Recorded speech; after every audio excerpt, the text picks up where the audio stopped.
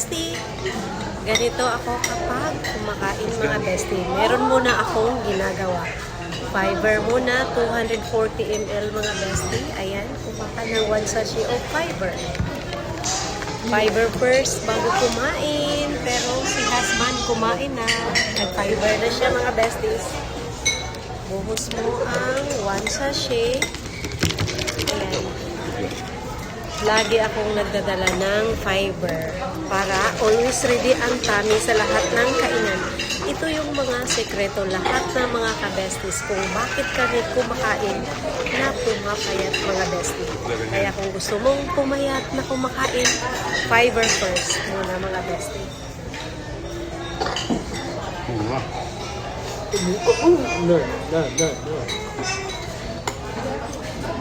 Wait 5 to 10 minutes bago kumain. Ayan, kain.